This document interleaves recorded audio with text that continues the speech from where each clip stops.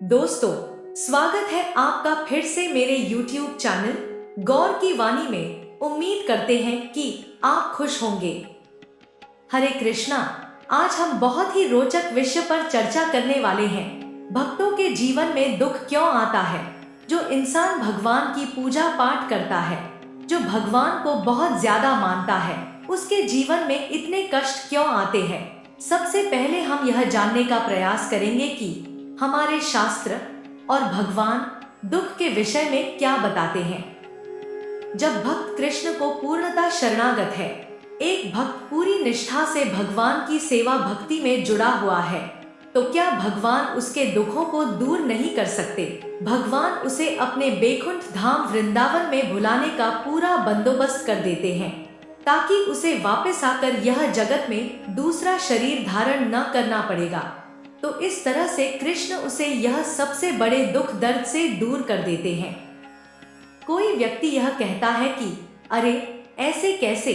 मैंने खुद देखा है कि एक भक्त वह दुखों से घिरा हुआ है, तड़प रहा है, परंतु कृष्ण कुछ नहीं करते। तो इसका उत्तर यह है, कृष्ण भागवत गीता में बताते हैं, यह कर्म का सिद्धांत है, यह कर्म का हमें फल मिलता है। इसको समझ पाना एक साधारण मनुष्य के लिए बहुत बहुत कठिन है। उदाहरण के तौर पर हम यह सकते हैं कि जैसे एक व्यक्ति बैंक में चेक डालता है तो पैसे ट्रांसफर होने में 1 या 2 दिन लग सकते हैं। और दूसरा उदाहरण यह है कि जब कोई व्यक्ति ऑनलाइन पैसे ट्रांसफर करता है तब पैसे मिलने में कुछ घंटे लग सकते हैं, मगर जब कोई व्यक्ति एटीएम मशीन से पैसा निकालता है तो कुछ सेकंड्स में पैसे उसके पास आ जाते हैं। ठीक उसी तरह कुछ कर्मों का परिणाम हमें तुरंत हो जाता है, कुछ कर्मों का परिणाम कुछ महीनों या वर्षों के बाद मिलता है, और कुछ कर्मों का परिणाम कुछ जन्मों के बाद भी मिल सकता है। तो अगर ये कृष्ण भक्तों के जीवन में दुख आ रहे हैं, तो हो सकता है कि वह उसके पिछले जन्मों के कर्मों का कुछ परिणाम हो।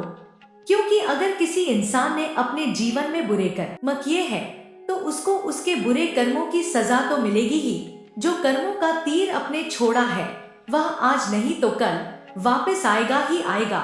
उस तीर को वापस आने में थोड़ा समय लग सकता है, पर वह कर्मों का तीर वापस आएगा जरूर। इसलिए इंसान को अपने जीवन में अच्छे कर्म करने चाहिए, किसी से ईर्ष्या, किसी को दुख नहीं देना चाहिए। इंसान ने पूर्ण पुरुषोत्तम भगवान श्री कृष्ण की शरण ली है, इसलिए वह नए कर्मों का निर्माण नहीं करता, वह सिर्फ कृष्ण के लिए कार्य करता है, कृष्णा की भक्ति करता है। उस समय भक्त दुखी है, परंतु कृष्ण के चरणों में होने के कारण वह अपने अंतःकरण में हमेशा खुश रहता है, और बाहरी दुख उसे विचलित नहीं करते हैं। जब भक्त के जीवन में सुख आता है तो वह भक्त यह सोचता है कि मैंने तो इतने पाप कर्म किया है, मैं इतना पापी हूँ, परंतु कृष्ण कितने दयालु है कि उन्होंने मुझे यह अवसर दिया है, तो मैं इसको स्वीकार करता हूँ। और जब दुख आता है तो वह यह सोचता है कि मैं तो इतना पापी हूँ, मुझे तो इससे बहुत कहीं ज्यादा दुख मिलने वाला था, क्योंकि मैं भक्ति में जुड़ा हूँ। कृष्णा ने कृपा करके इसको बहुत कम करके दिया है, तो मैं इसको स्वीकार करता हूँ। स्वामी प्रभुपाद यह उदाहरण देते हैं कि जैसे एक प्रभु का भक्त जिसको फांसी की सजा मिलने वाली थी, पर उसकी सजा काम करके उसको कुछ दिन के लिए जेल में डाल दिया, जिससे कि उसको उसके बुरे कर्मों की सजा मिल जाए और उसको पश्चाताप करने का अवसर मिल जाए। तो दुख आने पर एक सच्चे भक्तों का रवैया यह होता है, वह हर परिस्थिति में कृष्ण को याद करता है कि जो भी कृष्णा करेंगे अच्छा ही करेंगे, वह उनके भक्तों के लिए अच्छा ही होगा। एक सच्चा भक्त अपने हर सुख और अपने हर दुख में भगवान को याद करता है। यह नहीं कि जब इंसान की जिंदगी में सुख आया तो भगवान को भूल गए, और दुख आया तो भगवान पर से विश्वास ही उठ गया।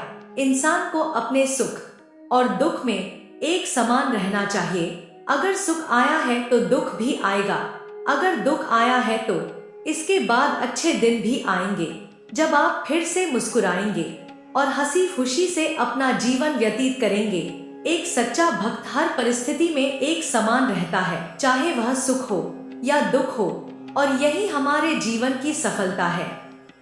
तो दोस्तों, आज के लिए बस इतना ही।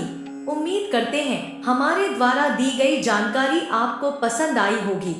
तो मित्रों, अगर यह वीडियो आपको पसंद आई हो तो वीडियो लाइक जरूर कीजिएगा। और हाँ, वीडियो को अंत तक देखने के लिए आपका बहुत बहुत धन्यवाद। आप हमेशा खुश रहे।